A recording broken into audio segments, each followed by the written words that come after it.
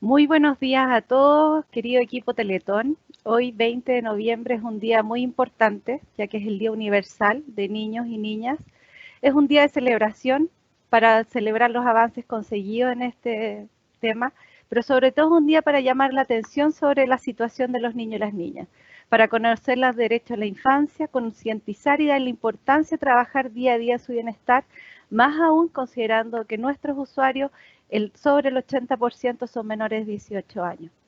Hoy tenemos una gran invitada que nos va a dar una charla sobre el enfoque de derecho y las necesidades de niños y niñas y adolescentes. Así que queremos dar la bienvenida a Soledad Larraín, psicóloga de la Universidad Católica, magíster en estudios avanzados de la familia y la pareja de la Universidad Alberto Hurtado, terapeuta familiar del Instituto Chileno de Terapia Familiar, con amplia experiencia en intervención, investigación y políticas públicas en materia de niñez y adolescencia, violencia y género. Durante más de 20 años es consultora de organismos internacionales en materia de protección de los derechos de la niñez, así como en violencia de género y violencia contra niños y niñas y adolescentes en Chile y otros países de América Latina. En UNICEF, organismo en el que se desempeñó durante 20 años como consultora, se preocupó especialmente de la protección y promoción de los derechos de la niñez. Coordinó los estudios sobre maltrato infantil y relaciones familiares realizado por UNICEF en 1994, 2000, 2006 y 2012. A partir de julio del 2015 colaboró con la Secretaría Ejecutiva del Consejo Nacional de la Infancia, asesorando la formulación de políticas nacional de la niñez y la adolescencia 2015 a 2025, en las políticas de restitución de los derechos a vivir en familia para niños y niñas privados de su medio familiar y en las orientaciones para las políticas y plan de erradicación de la violencia contra niños y niñas, entre otras materias. Asimismo, fue parte del equipo de trabajo que llevó a cabo el primer estudio de polivictimización contra niñas y niñas realizado en conjunto con la Secretaría de la Prevención del Delito del Ministerio del Interior. Actualmente se desempeña como investigadora en CIDENI, Centro Iberoamericano de Derechos del Niño. Es docente magíster de Psicología Jurídica de la Diego Portales. Es así que le quiero dar la gran bienvenida y agradecer su tiempo para acompañarnos en este día tan significativo para todo el equipo de Teletón. Adelante, Soledad. Muchas gracias. Bueno, muy buenos días a todos y a todas. Quiero en primer lugar agradecer a la Fundación Teletón por la invitación que me han hecho y realmente es un gran honor poder en el día de hoy, como se señalaba, un día significativo y importante, relevante para todos los niños y niñas del mundo, poder estar con ustedes compartiendo algunas ideas, algunas reflexiones en relación a un tema tan relevante como cómo implementamos los derechos del niño o el enfoque de derechos en nuestra vida y en nuestro trabajo cotidiano. Cómo somos capaces de bajar de alguna manera de una declaración y de un consenso que tenemos todos en relación a que es importante fortalecer los derechos de los niños, como lo hacemos carne en nuestra vida cotidiana. Y eso es de alguna manera lo que quiero compartir con ustedes. Yo voy a hablar fundamentalmente de tres temas que tienen que ver con el tema de los derechos del niño, cómo se va gestando y qué quiere decir esta palabra que muchas veces está muy presente, como yo señalaba, pero nos cuesta darnos cuenta si efectivamente estamos respetando, garantizando los derechos del niño y las niñas. Voy a hablar de un concepto que me parece relevante, que está incorporado en la Convención de Derechos del Niño, que tiene que ver con la autonomía progresiva. Y por último, del tema de las necesidades de niños y niñas, cómo relacionamos los derechos con la garantía de sus necesidades. Vamos a partir con un pequeño video que justamente hace un recuento de estas fechas significativas que se dan en relación primero a la Declaración de Derechos del Niño, el año 59, o sea, ya hace 61 años, digamos, y posteriormente 30 años después de un arduo trabajo de distintas organizaciones y países, se llega a la Convención de Derechos del Niño. Vamos a ver ahí la relevancia que estos dos instrumentos tienen.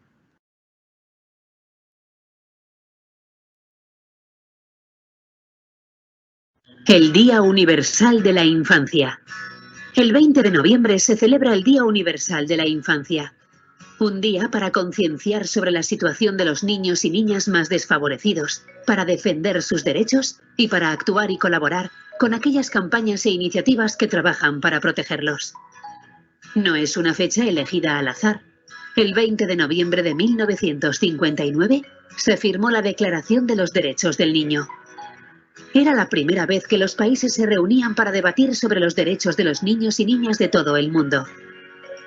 La declaración fue firmada por 78 países e incluía 10 principios, como el derecho de los niños a recibir una educación y a no ser discriminados por ningún motivo. Sin embargo, estos principios no eran suficientes, porque la declaración no era vinculante. Eso significa que los países no estaban obligados a cumplirla. Por eso, gobiernos de todo el mundo, ONG e instituciones siguieron trabajando para preparar un nuevo texto que defendiera los derechos de la infancia. 3 décadas más tarde, el 20 de noviembre de 1989, se firmó la Convención sobre los Derechos del Niño, CDN.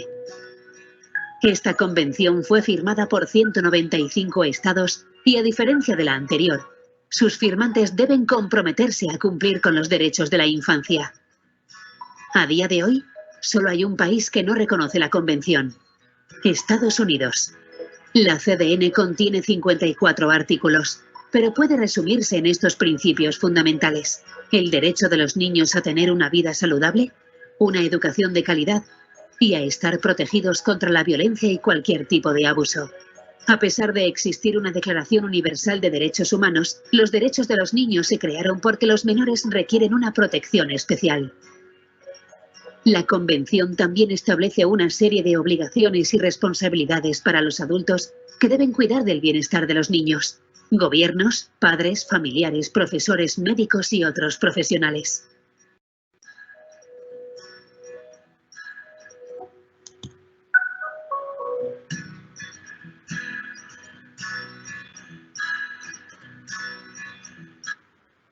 Bien, entonces con este preámbulo, digamos, en relación al día de hoy y a lo que significa cómo se llegó a la Convención de Derechos del Niño, y es importante señalar que Chile ratificó la Convención el año, hace 30 años, el año 1990. Entonces, hace 30 años, hoy día nosotros estamos de aniversario de los 30 años, la Convención se ratifica, se promulga el 1989, entonces a nivel mundial son 31 años, digamos, pero Chile la ratificó un año después de su promulgación.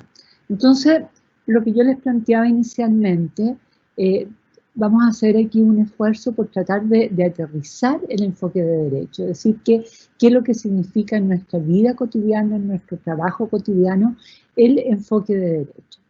De alguna manera, la Convención promueve un cambio de paradigma, un cambio de la forma como los países del mundo tenían relación o se relacionaban con los niños, niñas y adolescentes, y cómo las políticas públicas consideraban a los niños. Y ese cambio significa algo muy, muy relevante que voy a tratar de ir explicando, digamos, a lo largo de esta presentación, en que hasta ese momento, hasta la Convención, los niños eran más bien objeto de políticas públicas. Los niños tenían relevancia, fundamentalmente los niños que estaban en una situación de desmedro, de vulneración o de privación importante, y en esos casos había unas políticas que más bien tenían un carácter asistencial y que estaba dirigido hacia niños y niñas en esta condición de vulnerabilidad. Y por eso se planteaba que los niños eran más bien objeto de políticas y no sujeto de derecho. Entonces, la Convención plantea, como les decía yo, un cambio significativo, que los niños pasan a ser sujetos de derecho, no son receptores pasivos de las políticas, sino que tienen un rol relevante y tienen que tener una participación en el planteamiento y la ejecución de las políticas que les afectan directamente. Entonces, el gran cambio, el cambio más significativo, es que los niños pasan a ser objeto, dejan de ser objeto de políticas públicas y pasan a ser sujeto de derecho. ¿Y eso qué significa? Que los niños son, cambia la concepción, o debiera de ir cambiando la concepción de los niños en relación a considerarlos que son personas competentes, no personas incompetentes, personas competentes en la vida familiar y en la vida social. Y por lo tanto, en la medida que le reconocemos sus competencias, tienen derecho a participar, a ser escuchados y a incidir en la construcción de la sociedad, especialmente en aquellos factores que les van a afectar directamente. O sea, los niños tienen que ser consultados frente a políticas de educación. Por ejemplo, hoy día que hay un debate importante en el país en relación a la vuelta a clase de los niños y niñas, los grandes ausentes de esta conversación han sido los propios niños. Entonces, como políticas que les van a afectar directamente, donde ellos son los sujetos de las políticas, los niños deberían de tener espacios de participación y su voz ser escuchada. Esta voz tiene que ser escuchada de acuerdo a cómo van evolucionando sus facultades, sus capacidades, su edad y su madurez. Es distinto escuchar a un niño de 3 años, 4 años, a un niño de 14, 15 años. Entonces, los niños van a ir siendo escuchados de manera progresiva en la medida de que sus facultades, su edad y su grado de madurez vaya desarrollándose. Por una parte, entonces el tema de la participación y de los niños, el derecho a ser escuchados, a ser oídos, pasa a ser un tema relevante en la constitución y la elaboración de las políticas públicas. Y por otra parte, el niño debe ser respetado, como ustedes veían en uno de los principios, la integridad física y psicológica y protegerlo de todo tipo de violencia. Debe ser respetado en su opinión y también protegido contra diversas situaciones que por su nivel de desarrollo y por su edad requieren protección. Entonces son los dos puntos, el derecho a la participación, el derecho a ser oído, pero por otra parte también la obligación de protegerlo frente a determinados riesgos que por su edad y nivel de desarrollo requieren protección. Y eso es el sentido que tiene que exista una convención especial para niños y niñas y que no quede, digamos, bajo el alero de lo que es la Convención de Derechos Humanos. Donde obviamente la Convención de Derechos Humanos también rige para niños y niñas, pero requieren una convención especial que es la Convención de Derechos del Niño. Entonces, reconocer que todos los niños y adolescentes tienen el mismo derecho a crecer, a desarrollarse en condiciones de igualdad, a expandir sus potencialidades y a contribuir en el desarrollo de la sociedad. O sea, aquí estamos hablando que son todos los derechos para todos los niños y eso cambia también a lo que existía antes, donde estaba restringido a los niños que estaban en situación de vulneración. Aquí la convención no es solamente para los niños que requieren protección, el derecho a la participación, el derecho a ser oído, el derecho al juego, el derecho a la recreación, una serie de derechos que están considerados en la convención son para todos los niños y niñas que constituyen, como ahí se señalaba, prácticamente el mundo entero, que son los países que han ratificado la Convención de Derechos del Niño. Ahora, entonces, la Convención, planteamos, es un tratado internacional firmado y ratificado por Chile el año 1990 y que es ley de la República con rasgo constitucional. Y esto es muy importante porque frente a determinadas, digamos, decisiones, o por ejemplo, cuando están en el ámbito judicial, la convención está por sobre, digamos, la legislación chilena y uno puede hacer muchos fallos, como hoy día lo están haciendo los jueces, avalados en los principios de la convención. Entonces, lo relevante de la convención es un instrumento internacional que es vinculante. ¿Qué significa que sea vinculante? Que el país tiene que dar cuenta ante el Comité de Derechos del Niño cómo está asumiendo lo que plantea la Convención de Derechos del Niño. Y cada 2 años, 3 años, dependiendo de cómo fue evaluado, tiene que ir a este comité y dar cuenta de cómo están los avances. Por ejemplo, temas como la violencia en las instituciones fue un tema relevante, digamos, en las últimas instancias donde el Estado de Chile tuvo que dar cuenta de cómo iban los avances de los derechos del niño, y de hecho hubo una comisión especial para evaluar la situación en Chile a raíz de toda la situación que había pasado y que continúa pasando, como vimos el día de ayer, en las instituciones de protección de los niños. Entonces, la convención, como yo le señalaba, lo relevante que incorpora los derechos humanos en distintos ámbitos, ¿no? En ámbitos civiles, que tiene que ver con todo el tema de la participación, en ámbitos culturales, económicos, políticos y sociales, donde está, como les digo, como un eje relevante el derecho a la participación. Entonces, de alguna manera, podemos señalar que el año 89, después de 30 años de trabajo desde la Declaración de Derechos del Niño, que tenía, como ustedes vieron en el video, la limitación que no era vinculante, que el país lo firmaba pero no estaba obligado a cumplirlo, como pasa con muchas declaraciones a nivel universal, digamos. Y esta convención, muchos, digamos, dirigentes mundiales asumen de que los niños y niñas tienen que tener una convención especial que esté dedicada exclusivamente a los menores de 18 años porque requieren cuidado y protección especial.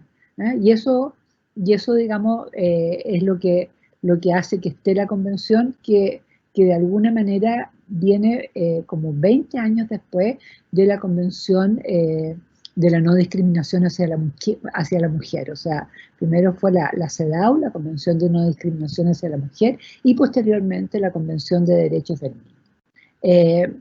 Bueno, y obviamente cuando se hace la declaración de los derechos del niño, es asegurar de que el mundo, digamos, reconociera que los niños también eran sujetos de la Declaración de Derechos Humanos. La Declaración de Derechos Humanos es para niños, para mujeres, para el conjunto de los seres humanos. Sin embargo, posteriormente se ha ido dictando convenciones especiales por las especificidades que tienen distintos colectivos.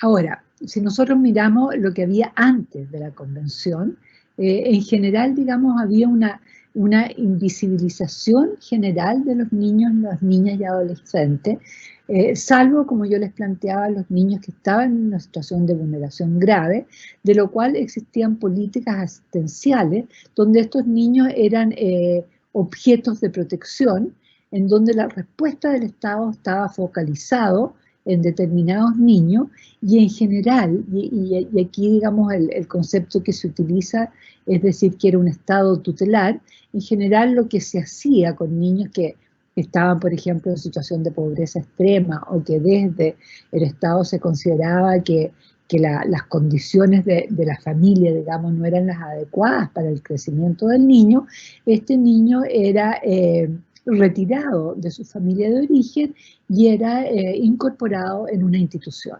Y es así como desde comienzos del siglo pasado, desde 1900, existían todos los orfanatos, los hospicios con hogares masivos de niños que fundamentalmente estaban ahí de manera muy discrecional, porque el Estado, digamos, consideraba que sus familias no tenían las condiciones económicas, morales, para tenerlos a su cargo, y eran retirados de su familia por una situación de riesgo o amenaza. Hoy día, la política, como vamos a ir viendo, es hacer todos los esfuerzos para apoyar a la familia, entendiendo que dentro de la convención está consagrado el derecho del niño a crecer en un entorno familiar.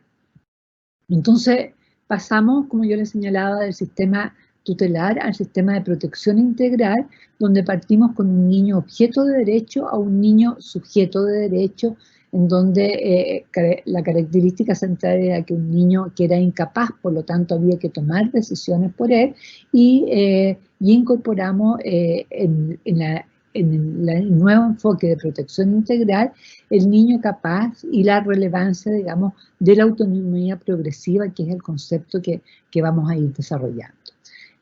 Para poder, digamos, ejemplificar lo que yo le estoy señalando, tengo aquí un texto de Mideplan, que hoy día es el Ministerio de Desarrollo Social del año 2000, o sea, hace 20 años, a poco andar, digamos, de la ratificación bueno, ya 10 años de la ratificación de la Convención, en donde se plantea que es claro que la Convención de Derechos del Niño abre caminos nuevos en el enfoque de la infancia y la adolescencia, colocando al Estado y a la sociedad en su conjunto, aquí implica padres, instituciones, la comunidad en general, como corresponsables en el diseño y ejecución de las políticas públicas.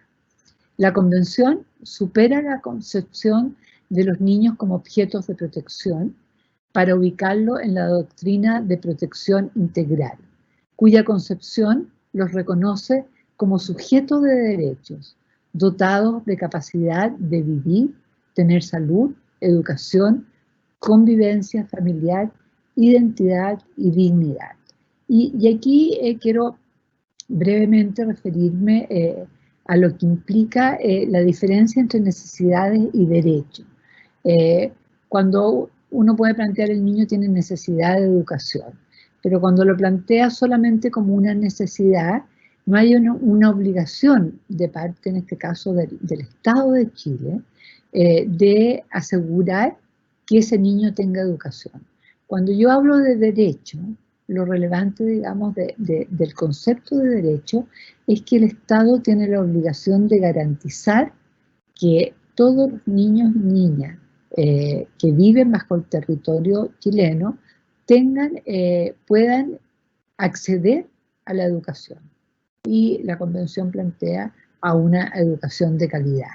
Entonces, el acceso no es que un niño no puede estudiar porque le queda muy lejos o está en una isla y en esa isla no hay educación. Cuando se plantea que son 12 años de educación obligatoria, el Estado tiene que garantizar que todos los niños y niñas puedan tener acceso a esos 12 años. Esa es la diferencia entre el concepto de necesidad y el concepto de garantía. De necesidad y derecho, que los derechos tienen que estar garantizados. Y de alguna manera, no sé si ustedes tienen la información de que todavía está pendiente una ley de protección integral de los derechos del niño, lleva ya más de 5 años discutiéndose en el Parlamento, que es una ley muy, muy relevante, digamos, justamente porque hay todo un temor frente a lo que implica tener que garantizar derechos. Pero en la medida de que los derechos no están garantizados, no puede haber, digamos, una obligación o una presión frente al Estado para que esos derechos puedan hacerse efectivos.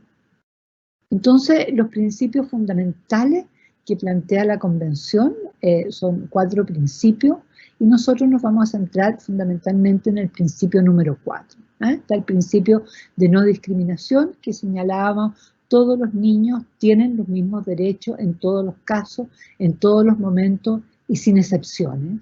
Y eso es muy importante, y insisto que son todos los niños y niñas que viven en el territorio nacional, y por lo tanto no puede haber discriminación si son emigrantes o no, no puede haber discriminación por etnia, no puede haber discriminación por situación de discapacidad. Todos los niños hay que garantizarles que gocen de los mismos derechos.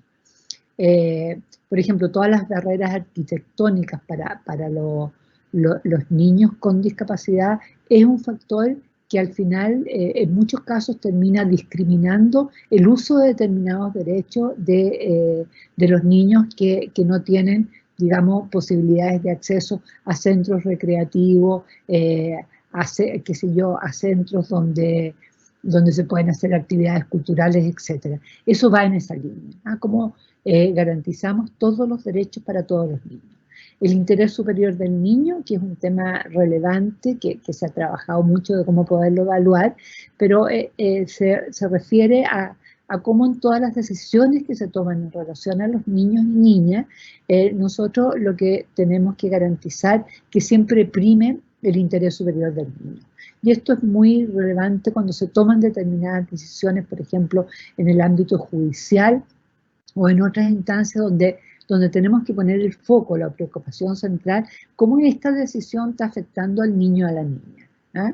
Nosotros tenemos una cultura muy adultocéntrica, en donde generalmente las decisiones se toman en función de los adultos y no del bienestar de los niños. Y esto, por ejemplo, uno lo ve claramente con todo el sistema de visita, digamos, o la comunicación regular que sucede después de una separación, que muchas veces se prioriza el derecho de los padres a tener contacto con los niños y no el impacto que tienen los niños de mantener contacto con alguno de los padres, por ejemplo, cuando han habido situaciones de maltrato, de violencia, y no se respeta la opinión del niño. Entonces, como nosotros tenemos que mirar desde el interés superior del niño las decisiones que le van a afectar directamente. El derecho a la vida, a la supervivencia y al desarrollo, y aquí un eje importante, digamos, tiene que ver con las situaciones de violencia y maltrato. Y el cuarto principio es el principio de la participación. Y los menores de edad tienen derecho a ser consultados sobre las situaciones que le afecten directamente y su opinión tiene que ser considerada. Puede que en algunos casos las opiniones de los niños se escuchen, se consideren, pero no se tomen la decisión en relación a lo que el niño plantea. Sin embargo, lo importante es que el niño o la niña tenga una devolución en relación por qué la decisión no se consideró su planteamiento. En ese sentido, quiere decir considerada, porque muchas veces estos temas, que los niños tengan derechos, causan mucho como temores, digamos, y se dice, bueno, y los deberes, etcétera, pero siempre la convención mira, digamos, en relación a mantener la relevancia de los padres y los cuidadores también en la relación y en la toma de decisiones, como lo vamos a ir viendo, digamos, a lo largo de la presentación. Entonces, la convención, digamos, garantiza que el niño que esté en condiciones de formarse un propio juicio, que yo les señalaba que tiene que ver de acuerdo a su desarrollo, sus capacidades, su edad y la autonomía progresiva, tiene el derecho a expresar su opinión libremente en todos los asuntos que le afecten directamente, teniéndose debida cuenta que las opiniones del niño en función de su edad y su madurez. Y probablemente a un niño de 2 años, a lo mejor él va a poder decidir entre la polera que se quiere poner o si prefiere una manzana o un plátano de postre, digamos, y obviamente las decisiones van a ir siendo de mayor peso y relevancia en la medida de que el niño va desarrollándose y va teniendo capacidades y facultades que le permitan ir tomando decisiones cada vez, digamos, de manera más progresiva. Entonces, eso es importante entenderlo, que esto tiene que darse de acuerdo a lo que van siendo las capacidades y las facultades del niño. Entonces, si uno tuviera que pensar cuál es el gran desafío que nos enfrentamos en nuestro espacio familiar como padre, en nuestro espacio profesional, digamos, como profesionales, en relación a cómo garantizamos este concepto de autonomía progresiva, es como los niños van de una protección, van pasando por distintas etapas, que parte con una protección total, o sea, el niño cuando nace es un niño que depende para vivir y durante un periodo no menor, digamos, de su vida depende de los padres o de los cuidadores, porque si no simplemente se muere y por lo tanto tiene una necesidad de recibir protección muy significativa, mucho más, digamos, que en el reino animal, y eso hace que se desarrollen los vínculos, todo lo que es la relación de apego, digamos, que es un factor relevante para el resto de la vida, por este largo periodo de dependencia que tienen los niños y niñas con los adultos significativos, ya sean los padres o los cuidadores. Bueno, hay algunos que esta protección se mantiene por largo tiempo, digamos, más allá del periodo de madurez incluso. Entonces, y en ese sentido los derechos de los niños, el derecho a alimentarse, el derecho a sobrevivir, la estimulación, etcétera, de alguna manera quienes son responsables del ejercicio de esos derechos son los padres, porque los niños no están en condiciones de ejercer por sí solos sus derechos. Y en la medida que los niños van creciendo, el trabajo de los padres, madres y profesionales que están con ellos es cómo lo vamos preparando para un ejercicio autónomo de sus derechos, para que los niños y niñas sean capaces de ir tomando sus propias decisiones, que los niños vayan siendo protagonistas de su propia vida y responsables del ejercicio de sus derechos. O sea, por ejemplo, el derecho a la educación, el derecho al cuidado, a la salud.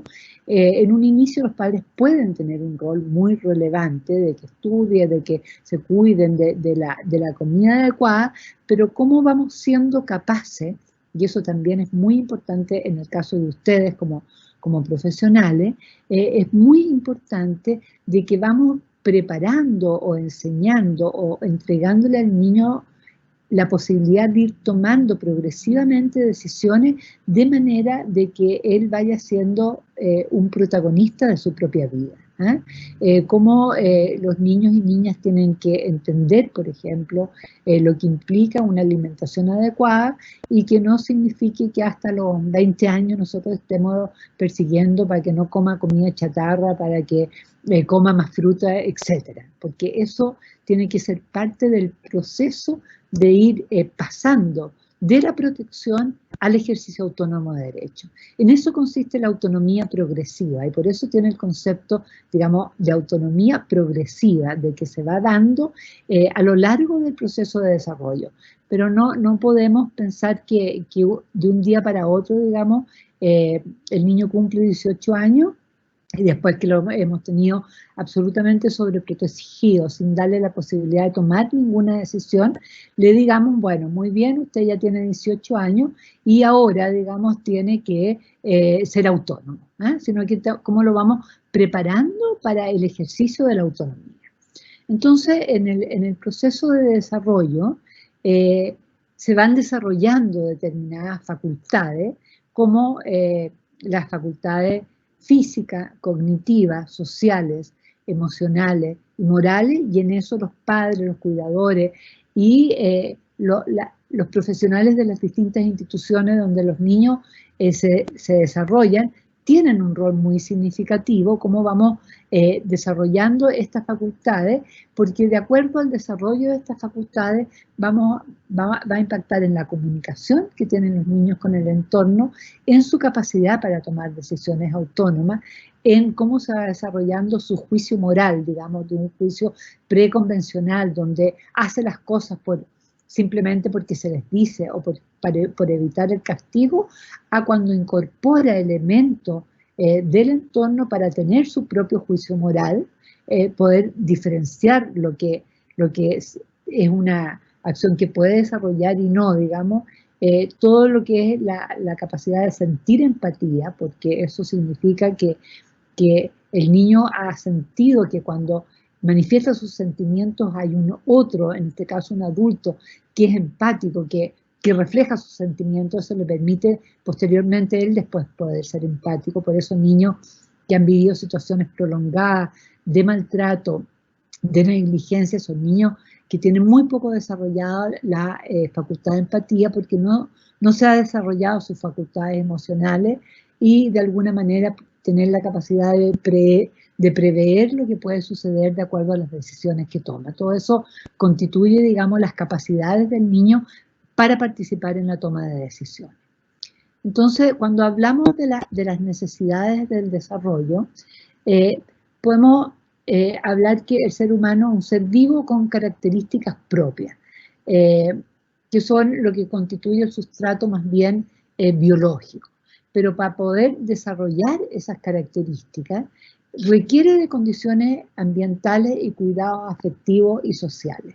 Entonces, las necesidades son de naturaleza biológica y sociales. Si un niño cuando nace, nosotros simplemente lo alimentamos y no le hablamos y no desarrollamos con él una relación de empatía, no facilitamos las destrezas sociales, no escucha nunca una palabra, ese niño a lo mejor crece y no se muere, digamos, y nosotros le estamos proveyendo de alimentación.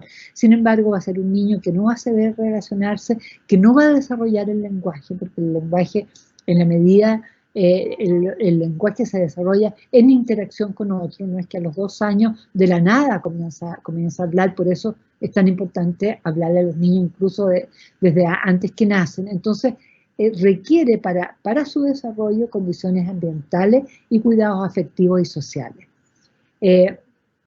Los niños, para lograr la satisfacción de sus necesidades y poder desarrollarse adecuadamente, requieren de ciertas condiciones ambientales y sociales.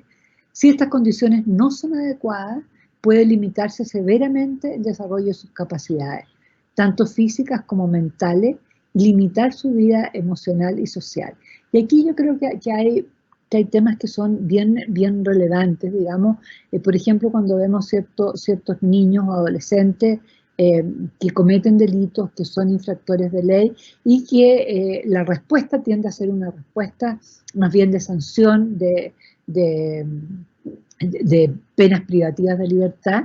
Sin embargo, si nosotros miramos la historia de esos niños, vamos a ver que su historia es una historia de carencia, de violencia y de discriminación.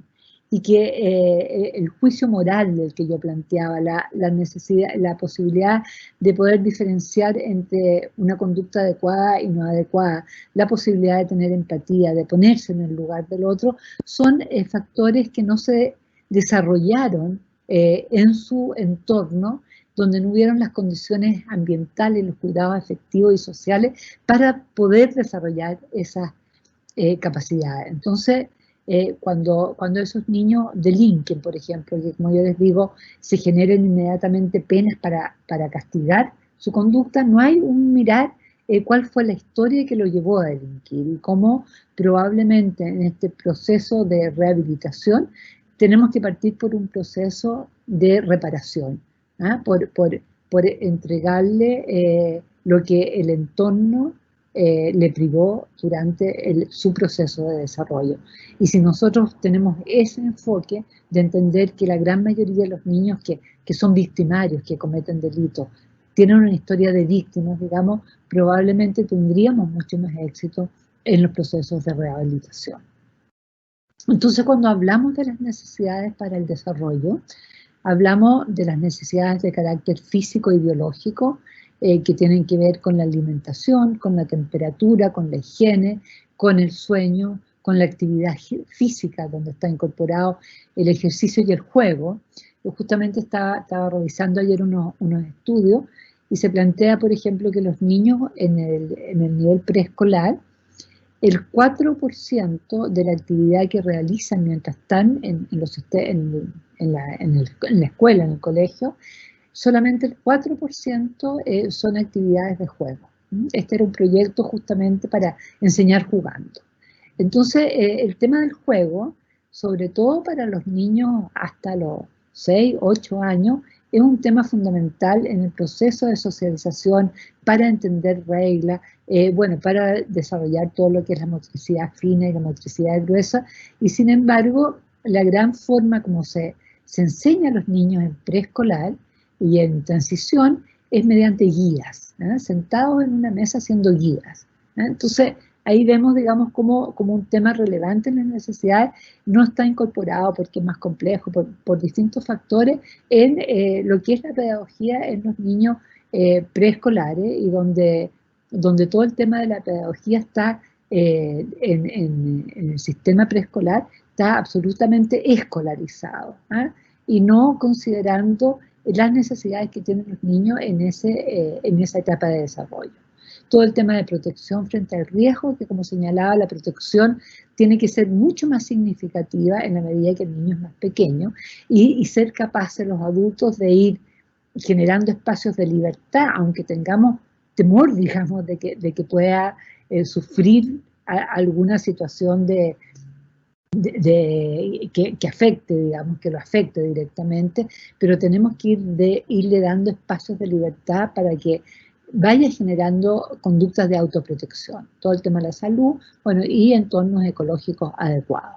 Están las necesidades cognitivas, que va desde la estimulación sensorial, la exploración física y social, que significa dejar al niño explorar, la escolarización, y después pasar a todo lo que es la comprensión de la realidad física y social, y las necesidades emocionales y sociales, que son todas las necesidades sociales de estar con otro. Por eso yo creo que es tan importante las consecuencias bastante negativas que hoy día ha tenido todo el tema del aislamiento para niños y niñas en relación a coartar de manera importante durante un tiempo prolongado todo lo que es el contacto con otros niños, todo lo que significa la curiosidad, la imitación y el contacto, la seguridad emocional y tener redes sociales significativas, y después el tema de la participación y la autonomía progresiva,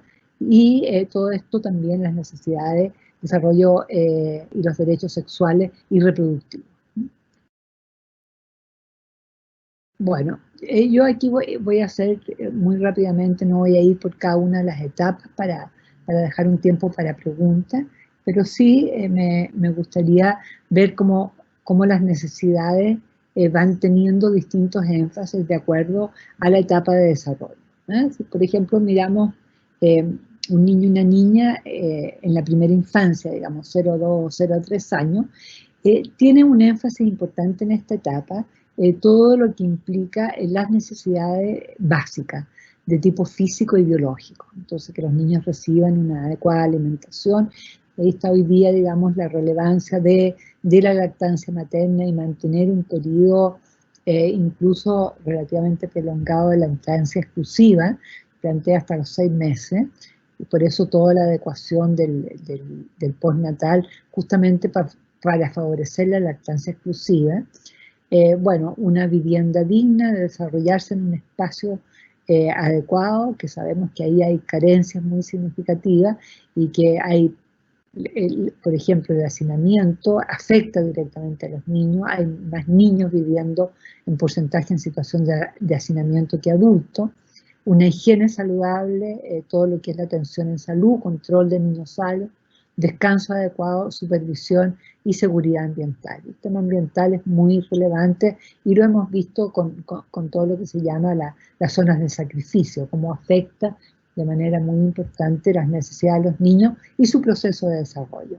También en esta etapa hay necesidades cognitivas, que implica todo el desarrollo del pensamiento y la comunicación. Por eso yo les decía la necesidad de hablarle, de estarle expresando palabras, mostrarle la fonética de cómo se dice para que vaya desarrollando el lenguaje, todo lo que es la estimulación sensorial, exploración física y social. Vuelvo a referirme, por ejemplo, lo que significó y que vamos a ver, probablemente lo vamos a ir viendo progresivamente, el periodo largo de confinamiento para todo lo que es la estimulación sensorial, o sea que durante un tiempo largo los niños ni siquiera pudieran salir de su casa o espacio donde vivían, digamos, a veces tremendamente reducido para poder tener contacto, no sé, en una plaza o ver verde o contacto con un árbol, obviamente retrasa todo su proceso de estimulación sensorial.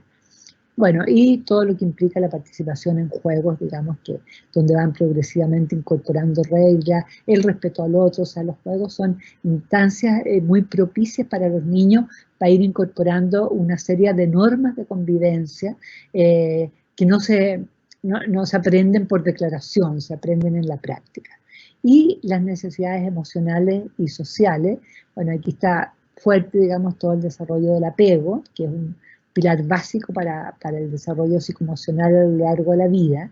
Los niños y niñas requieren sentirse queridos, aceptados, requieren adultos afectuosos, sensibles y atentos, necesidad de un afecto incondicional y una disponibilidad son elementos esenciales para un vínculo afectivo. O sea, se ha pasado por distintas teorías desde, digamos, el tema de que en algunos tiempos era que los niños tenían desde muy pequeños aprender normas, entonces que se le tenía que dar la alimentación cada 4 horas y si lloraba había que dejarlo llorar porque se tenía que acostumbrar a un horario a pasar, digamos, a la libre demanda, pero lo básico en esto es que cuando el niño llora es porque está manifestando una situación de descontento, puede ser porque tiene frío, puede ser porque quiere alimento, puede ser porque quiere la presencia de los padres, y frente a ese llanto, digamos que es la forma como él se comunica, no puede haber una conducta de no respuesta porque lo que estamos entonces transmitiendo es que cuando yo tengo una necesidad, esa necesidad no necesariamente va a ser respondida. Y eso es un problema que después hace que sean niños incapaces de responder cuando efectivamente están siendo demandados por otros. Y pasando, digamos, a los adolescentes, obviamente aquí las necesidades van a ser distintas y aquí fundamentalmente, aunque va siendo de manera progresiva, tenemos que tener este equilibrio importante, digamos, entre todo lo que es los derechos de protección y la autonomía o la participación. Esta etapa de la adolescencia se caracteriza por un rápido desarrollo físico, desarrollo del juicio moral convencional o postconvencional, maduración sexual y aumento de las expectativas sociales. Es una etapa donde el tema de forjarse su propia identidad, de diferenciarse de los padres o de su entorno para generar su propia identidad, sus propias ideas, sus propias opciones, es un tema relevante y adquiere nuevas responsabilidades y obviamente hay exposición a nuevos riesgos, o sea, se abre nuevos riesgos, desde riesgos de embarazo, de que empiece el consumo problemático de alcohol o droga, en la medida que damos más autonomía. Entonces, permanentemente los padres y los espacios, digamos, de cuidado están tensionados por esta necesidad de seguirlos protegiendo, pero por otra parte de ir dando mayores niveles de participación y de toma de sus propias decisiones. Entonces, como el gran desafío, y los que tienen hijos adolescentes, yo por suerte ya superé esa etapa, me van a entender, el gran desafío es cómo brindamos una protección adecuada, pero a la vez estamos favoreciendo que ejerzan mayor responsabilidad, que puedan efectuar sus propias elecciones, que puedan equivocarse, como nosotros en nuestra vida nos equivocamos y aprendimos a veces con las equivocaciones, pero no podemos negarle la posibilidad de tomar opciones, obviamente que no representen un riesgo para su vida, digamos, pero que tomen elecciones donde nosotros sospechamos que se va a equivocar o que lo va a pasar mal, pero es importante que esas decisiones están bien fundamentadas, demos los espacios para que puedan ser tomadas. Donde pueda participar en actividades que sean necesarias para su desarrollo, aunque puedan ser riesgosas, sin exponerlo a una responsabilización inadecuada, a daños o peligros. Entonces, esto implica para los adolescentes el desarrollo de una autonomía progresiva en decisiones que afectan sus opciones. Es un proceso donde va construyendo sus opiniones personales y el proceso de identidad va adquiriendo relevancia. ¿Con qué grupo me identifico? Ya sea grupo religioso, no sé, equipos de fútbol, hasta, digamos, orientación política, actividad que quiero hacer. O sea, dar espacios para donde se manifiesten las propias capacidades, las opciones que tienen los niños y niñas, aunque no sea lo que yo quiero decidir por ellos, digamos, como era hace algunas décadas donde los niños hombres tenían que seguir la misma profesión de de los padres, y las niñas mujeres, digamos, tenían que ser dueñas de casa. Entonces, esto, como yo he reiterado, es un proceso entre la emancipación, y cada vez siendo más autónomo, y la protección. Y cómo tenemos que ir generando las condiciones para que los niños y niñas, ya adolescentes, sean protagonistas de su propia vida.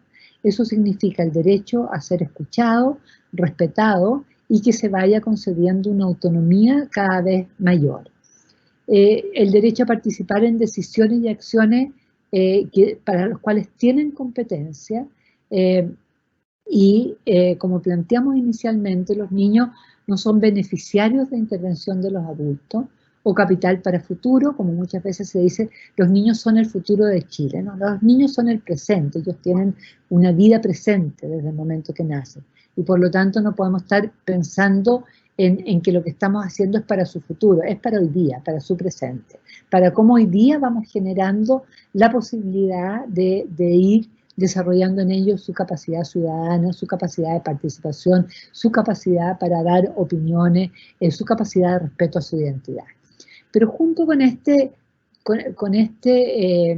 entregarle condiciones para este proceso de autonomía o emancipatorio, también tienen el derecho a recibir protección en función de su inmadurez y que son menores de edad, sin exponerlo a plenas responsabilidades asociadas a la edad adulta. Y vamos a ver, por ejemplo, en qué casos la legislación chilena sí los protege, incluso prohíbe determinadas acciones de acuerdo a la edad que tienen. Entonces, hay dos limitaciones al derecho de participación. Uno, el poder tener una conducta de sobreprotección, que no es exceso de afecto. No hay que entender, madres o padres, generalmente son madres, de que sobreprotegerlo es porque lo quiero mucho, sino que de alguna manera le estamos limitando su oportunidad de desarrollarse. Y estamos evitando que los niños sean efectivamente capaces. Por ejemplo, aquí hay muchas diferencias por género, donde en el tema de los permisos, siempre los hombres tienen más permisos que las niñas, siempre hay una mayor sobreprotección hacia las niñas, porque se les considera que están en una situación de mayor riesgo de ser víctimas de abuso, etc. Y también cuando las facultades de los niños no han terminado de desarrollarse, los distintos estados y las distintas legislaciones establecen límites de edad como una forma de protegerlos. Y esto hay algunos temas en los cuales incluso a nivel mundial han habido campañas importantes, como por ejemplo aumentar la edad de consentimiento del matrimonio, porque hay hoy día todo, digamos, una denuncia de lo que son los matrimonios tempranos. Estamos hablando en algunos países de niños, niñas fundamentalmente, que los casan en matrimonio a los 9, 8 años, digamos, y hay todo un tema de dote, etcétera. Entonces, como el consentimiento, aumentar la edad de consentimiento del matrimonio, para evitar justamente que esto sea una situación de abuso encubierta. Entonces, ¿en qué cosas, por ejemplo, en nuestra legislación hay límite? La responsabilidad penal adolescente. El niño es responsable penalmente a los 14 años. El servicio militar obligatorio se hace a los 18 años. Participación en las Fuerzas Armadas. Consentimiento para tener relaciones sexuales, que antes en Chile eran los 12 años, actualmente son los 14 años. Y eso tiene que ver con una forma de proteger también el que se considere que tiene condiciones para poder asentir libremente tener una vida sexual activa, puede ser discutido o no, digamos, pero esa es la legislación actual que tenemos. Bueno, y por ejemplo, el que haya una edad mínima para trabajo y ciertas condiciones, digamos, que debe de tener el trabajo, que no ponga en riesgo, por ejemplo, su derecho a la educación o ponga en riesgo, digamos, su derecho a la salud física. Entonces, la evolución de las facultades y el derecho a participar. Entonces, ¿qué es lo que se va progresivamente garantizando a los niños? El derecho a poder expresar su opinión libremente, no tiene que limitarse la manifestación de su opinión, no tiene que tener la opinión igual a sus padres o en el colegio que está o la fe religiosa que tengan sus padres, puede manifestar su opinión libremente.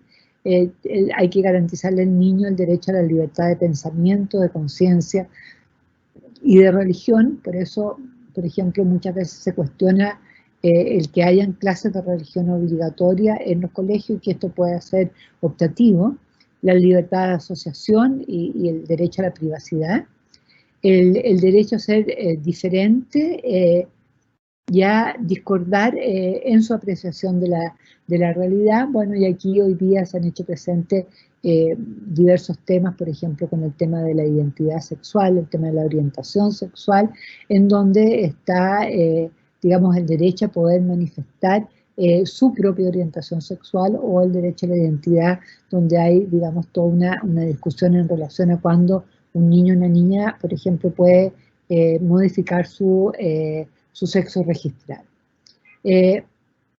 Los niños deben de asumir gradualmente la responsabilidad de sus decisiones que desean tomar cuando, de acuerdo a su competencia, están en condiciones de hacerlo.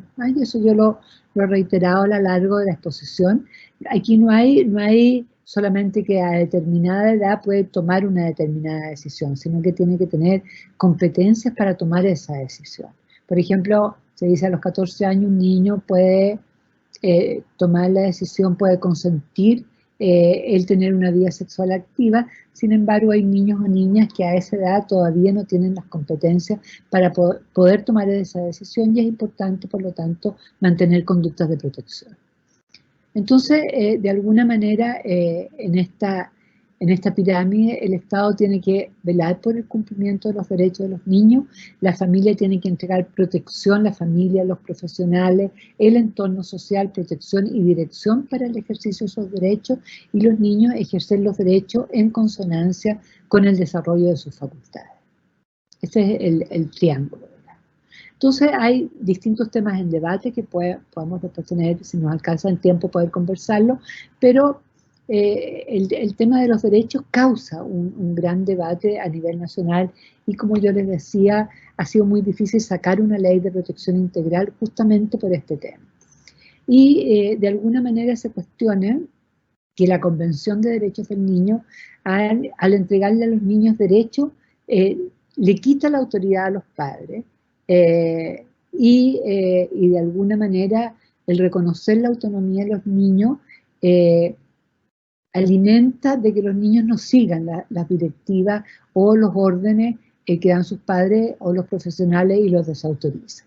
Ahora es muy importante, si uno lee, digamos, con detenimiento la Convención, se da cuenta que la Convención parte reconociendo el rol relevante de la familia y el derecho del niño a vivir en un contorno familiar, y señala que los padres y los profesionales tienen un rol en la formación de los niños y niñas, que tienen un rol en esta formación y juegan un rol vital en el desarrollo de ellos. ¿Cómo es ese rol? Dándole dirección y orientación hasta que ellos puedan asumir parcial o totalmente la responsabilidad sobre el ejercicio de sus derechos. O sea, no es como les digo que aquí estemos en disputa. Si quien ejerce los derechos, los padres van progresivamente entregándole a los niños la responsabilidad sobre el ejercicio de sus derechos.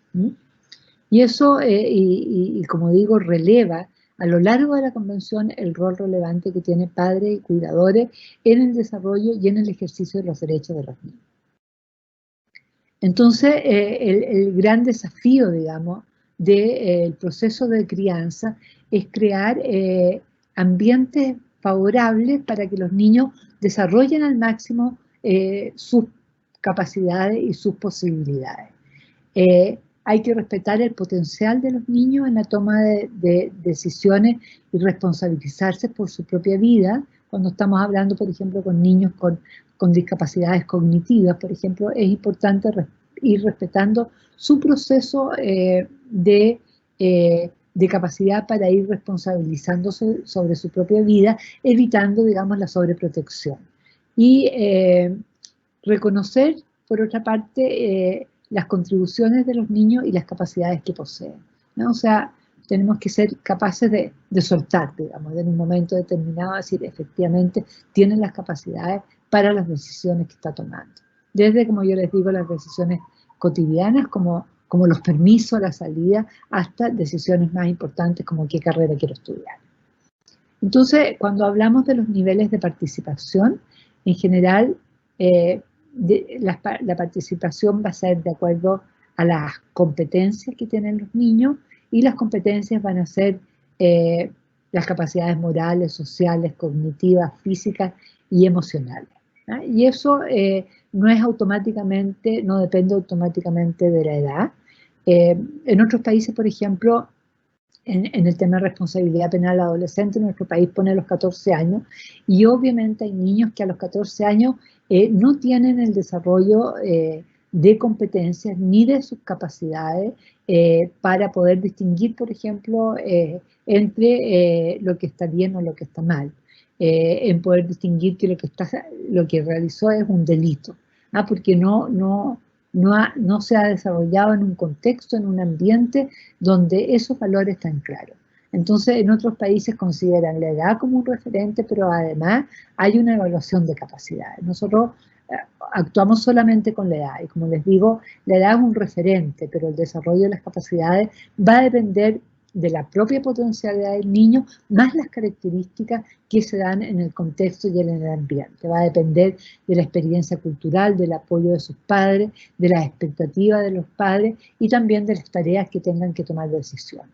Entonces, en general, se plantean 4 niveles del poder de tomar decisorio. Lo primero es ser informado, y creo que ese es un tema que siempre el niño, la niña tiene que ser informado. O sea, cuando se toma, por ejemplo, una decisión respecto al tratamiento que va a recibir un niño, por ejemplo en la Teletón, es muy importante que el niño, independiente de la edad y de su capacidad de comprensión, tenemos que desarrollar un lenguaje adecuado para que el niño o la niña sea capaz de entender los procedimientos que se van a hacer y que le van a afectar directamente. No siempre el interlocutor es el padre o el profesional. Los profesionales tienen que ser capaces de mirar al niño, ponerse a su altura, digo ponerse a su altura literalmente, ponerse de manera horizontal y explicarle los procedimientos que van a llevar a cabo. Entonces, los niños tienen que ser informados y tienen que ser informados desde muy temprana edad. Tienen que poder expresar su opinión en base a la información, tienen que manifestar su opinión informada, lograr que dicha opinión sea tomada en cuenta, que sea considerada y en la medida, digamos, que va desarrollando su autonomía, que sea el principal responsable en la toma de decisiones. O sea, a lo mejor en determinados niveles solamente vamos a entregar la información, pero que el niño se sienta considerado, sienta que él tiene que incorporar las decisiones que se están tomando muchas veces por su bien, digamos, pero él tiene que conocerlas hasta ser el principal responsable de la toma de decisiones, preguntarle si está de acuerdo o no con la decisión que se está tomando. Estos son los distintos niveles de participación. Entonces, como reflexión final, plantearnos diversas preguntas. La primera, ¿cuáles son los entornos más favorables para que promuevan las facultades de los niños y niñas que están en contacto, en constante evolución, y cuáles son los factores que impiden el desarrollo de sus potencialidades? Lo que planteábamos, de repente, espacios muy carenciados, espacios donde no hay un conocimiento sobre su proceso de desarrollo, espacios muy sobreprotectores donde se limita que vaya ejerciendo sus responsabilidades, espacios, por ejemplo, donde los niños no tienen que tomar decisiones. Pasa en algunos hogares o residencias de protección masivos donde, por ejemplo, niños a los 18 años nunca han manejado dinero, nunca han ido a comprar el pan, nunca han podido ir al refrigerador y sacar una fruta, nunca han podido tomar decisiones cotidianas que los niños comienzan a tomar desde muy temprana edad. Entonces, cuando cumplen 18 años se les dice ya, ustedes son adultos y tienen que abandonar la residencia. En realidad no tienen ninguna habilidad para ejercer su propio cuidado. ¿Cómo se puede garantizar que los niños tengan oportunidades concretas y reciban apoyo adecuado para asumir responsabilidades que implica el ejercicio de sus derechos? ¿Cómo alentar su participación? Que es un tema muy pendiente en nuestro país. En general, como yo les señalaba, somos una sociedad tremendamente adultocéntrica. ¿Qué nivel de protección necesitan los niños de acuerdo al grado de desarrollo de sus facultades en evolución? ¿Cómo se puede alcanzar el equilibrio entre el derecho a participar en la toma de decisiones y el derecho a recibir protección contra actividades que pueden ser perjudiciales? Y en el caso de los niños con discapacidad, este es un tema muy relevante en que, digamos, hay que ir evaluando y hay que ir generando, digamos, prácticas donde se vayan permitiendo mayores grados de participación y de autonomía, resguardando siempre la protección. Hay temas, digamos, que están hoy día muy en debate, como el tema del ejercicio de la sexualidad activa u otros. Bien, esto era la presentación que yo quería hacer. Les agradezco la atención y vuelvo a insistir en que estoy muy feliz de poder partir, digamos, este día con ustedes, el día que conmemora un hecho tan relevante como fue la Declaración de los Derechos del Niño y posteriormente la Convención de los Derechos del Niño. Muchas gracias. Muchas gracias. Gracias a ti, Soledad. Para nosotros ha sido una charla muy interesante, muy atingente en nuestro quehacer. Tenemos muchas preguntas, pero por tiempo vamos a tratar de responder esas preguntas en privado después por correo electrónico, ya que tú te has transformado en una amiga de Teletón. Sabemos que nos quedan, tus reflexiones son nuestros desafíos, y esos desafíos esperamos poder ir integrando todos tus conocimientos y ver si podemos en un futuro no muy lejano volver a tenerte con nosotros y poder estas prácticas irlas complementando con nuestro quehacer, ya que ponen el foco las necesidades de nuestros niños y niñas y adolescentes que están en proceso de rehabilitación. Quiero darle la palabra a Demir Domic, quien nuestro vicepresidente, que nos va a dar unos minutos de reflexión. Muchas gracias, Macarena. La verdad es que estaba viendo el chat, estamos todos muy entusiasmados y muy agradecidos de esta tremenda charla, profesora Soledad Larraín. Ayer nos capacitábamos sobre la prevención de abuso y maltrato infantil y cómo podemos desarrollar ambientes más seguros. Hoy hemos aprendido más sobre el enfoque de derechos de los niños y quiero agradecer muy especialmente a nuestra expositora del día de hoy, que no solo nos ha dado una clase magistral que nos entrega conocimientos, sino que sobre todo inspira nuestro quehacer. En Teletón trabajamos con niños y queremos construir una sociedad mejor en que podamos proteger, respetar, promover esos derechos y el desarrollo de la autonomía progresiva, como escuchábamos y aprendíamos hoy, de todos los niños orientados a su participación en la comunidad, no como proyectos de adultos, sino que en el presente, como niños. Y eso es algo que aprendimos hoy y sin duda que nos inspira mucho.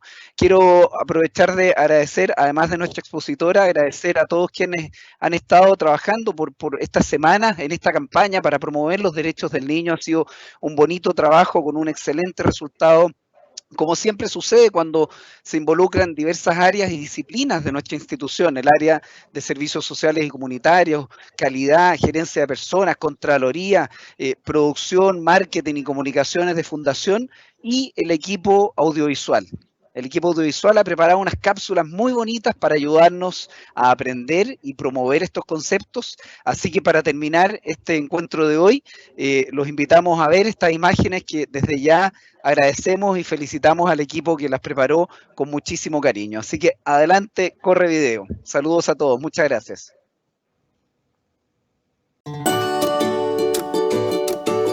Yo les diría a todos los niños que nunca molesten a otra persona por ser diferente, de otro país, de otra religión, raza, y porque no somos nadie para juzgar. Todos los niños deben ser protegidos por su familia. Mi papá siempre me ha cuidado desde que yo era una bebé.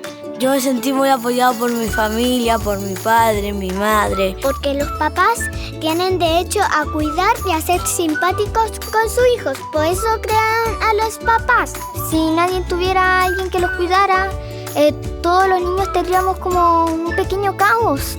O más bien, un gran caos en nuestras manos. Lo más lindo que tiene mi familia es que ellos son simpáticos y me aman. Yo nací en Chile y me gusta mucho este país. Yo tengo una compañera que llegó desde China y todos son muy amigables con ella. Todos los niños tenemos que ser tratados igual, no importa cómo seamos. Para mí todos los nombres son bonitos y son importantes. Yo me llamo Maximiliano y me gusta mucho mi nombre porque suena bonito. Todos los niños tienen derecho a poder ir a un parque, poder jugar, divertirse. Y no necesariamente son los juguetes, porque los juguetes no hacen la infancia. Lo que lo hace es la imaginación. Yo creo que todos los niños deben tener derecho a una educación. Me encanta aprender cosas diferentes. El colegio me gusta mucho porque tengo muchos amigos para jugar en el recreo. ¿No deberían trabajar? Eso lo hacen los papás o mamás. Todos somos iguales, o sea, no somos iguales en forma física, pero somos iguales con el mismo derecho, obligaciones, somos iguales. A todos los niños se les debe tratar con igualdad. Es nuestro derecho.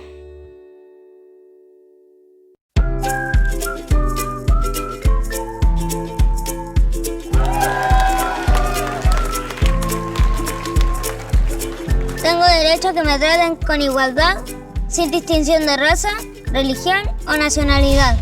Yo tengo derecho a que me protejan para ser muy sana. Tengo derecho a tener un nombre y nacionalidad. Tengo derecho a que me den casa, comida y salud. Todos los niños en situación de discapacidad tenemos derecho a una educación y atención especial. Yo tengo derecho a que me ayuden y a que me atiendan en caso de peligro. Tengo derecho a una educación que fomente la solidaridad, la amistad y la justicia entre todos. Tengo derecho a educarme, pasarlo bien y a jugar. Todos tenemos derecho a comprensión y amor por parte de la familia. Yo tengo derecho a que me protejan, a que no me abandonen y a no trabajar.